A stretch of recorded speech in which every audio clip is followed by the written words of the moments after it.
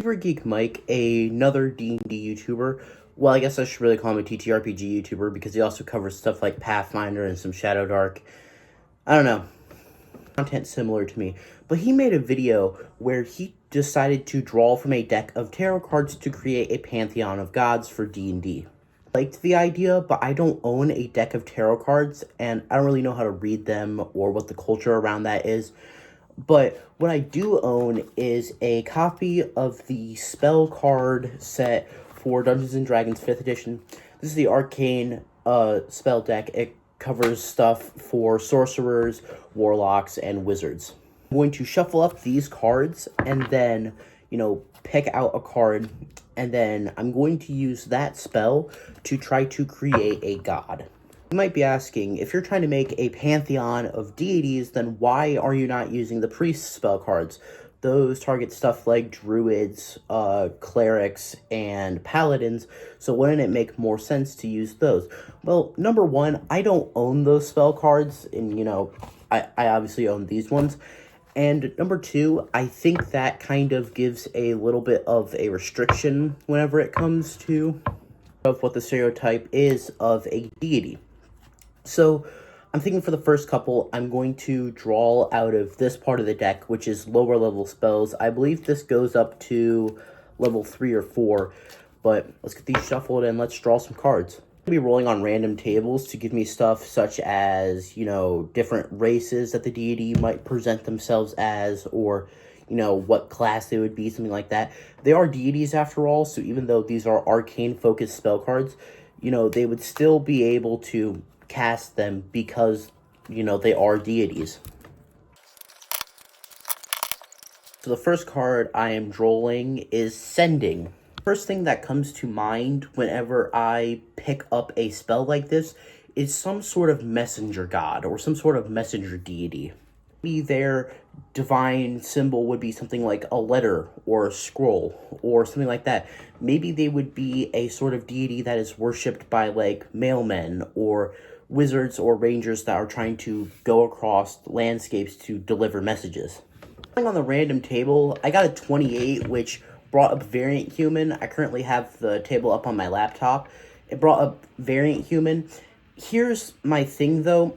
This god doesn't really strike me as something that would be fully human or would appear to their followers as fully human. Why? I'm actually really glad that I got Variant Human instead of Normal Human, or as it says here on the list, Standard Human. For you all who are wondering which random race table I'm using, here you go. Why I really like that I got Variant Human, though, is because now I can give this,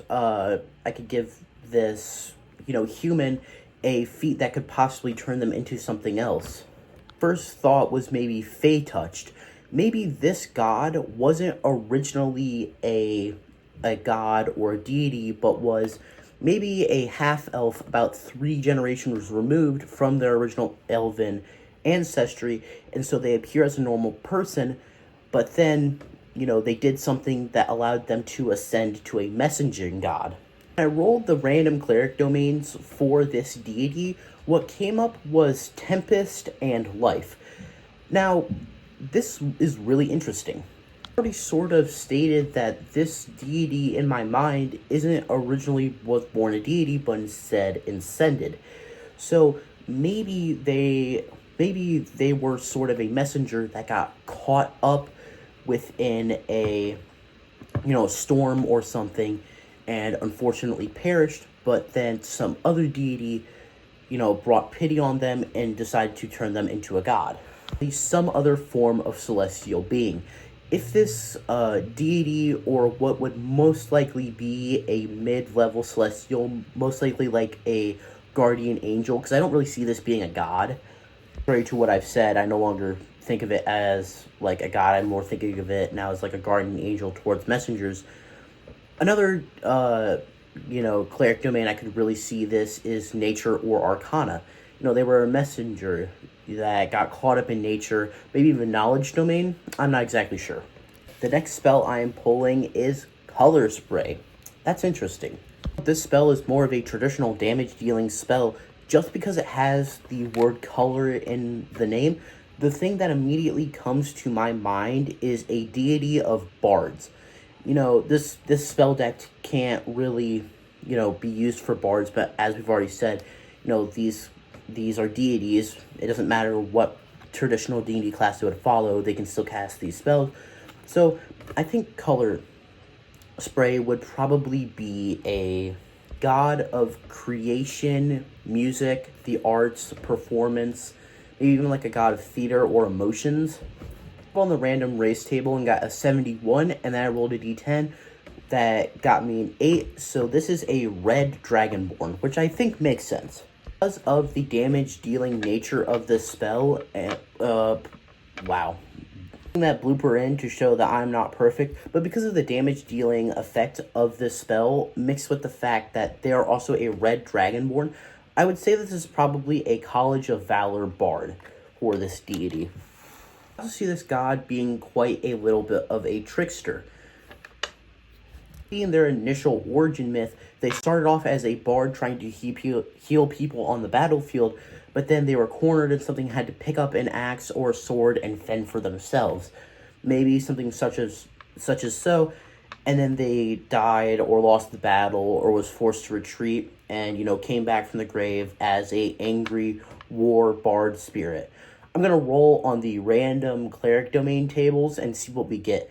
I already think that this god would definitely have clerics of war domain and trickery domain, but apparently they also have knowledge domain, which I think makes sense for a bard god. You know, even if they were warriors in a past life, it makes sense that this bard god would tell their followers to go collect knowledge and sort of bring it back to them. Do one more spell god, you know, this is going to be a short video, but instead of the low level spell cards, I'm going to get out the high level spell cards. Let's see what we get. The last spell is Flesh to Stone. Now, whenever I first pulled this card, which was now, I just pulled this card, my first thought was Medusa. First thought for a race that this deity would appear to their followers to is Yuan-ti, kobolds, and lizard folks.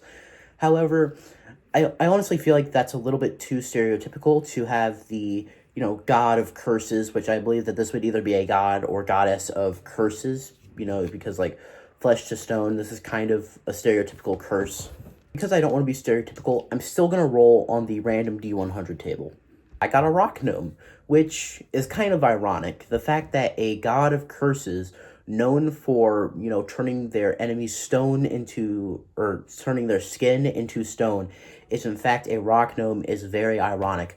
I think that this would be some sort of Underdark worshipped deity, such as Loth, or, you know, some of the other Drow's deities. I can't really remember off the top of my head right now. Feeling that this god would be the creator of stuff and spells such as Bane, Dispose Curse, Flesh to Stone, and just other cursey type of, you know, spells like Inflict Wounds or Darkness. Without a doubt, this god is definitely a god of more warlocks than clerics. Whenever I think a god such as this, you know, that is controlling curses and all sorts of that sort of stuff, the alignment, you know, chaotic neutral or chaotic good usually comes to mind.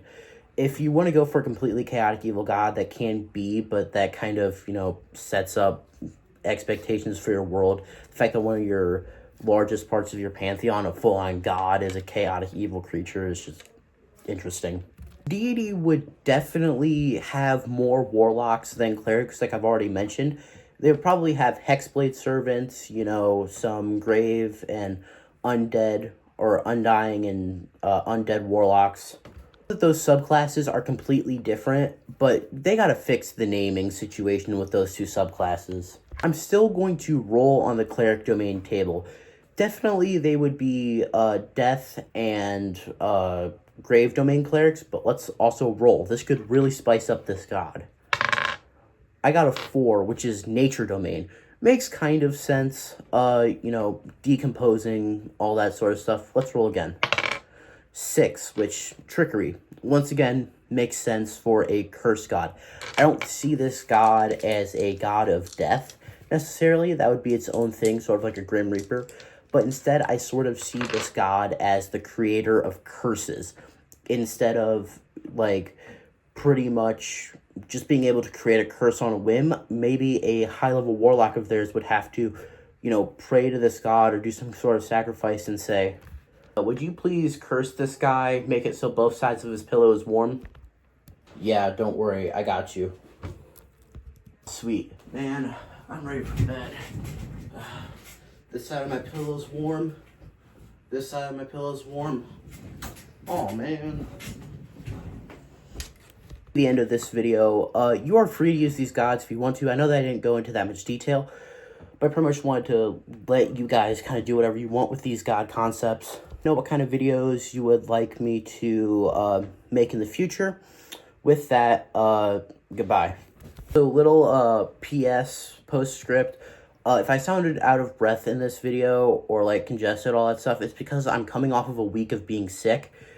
So that really sucked, yeah.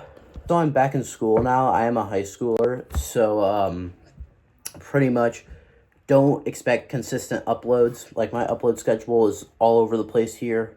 This video will most likely be about the online D&D campaign that I'm running, you know, once we have session 2 and 3, since we're currently on session 1. So yeah, whenever I decide to upload that video, I will. Alright, for real this time. Bye.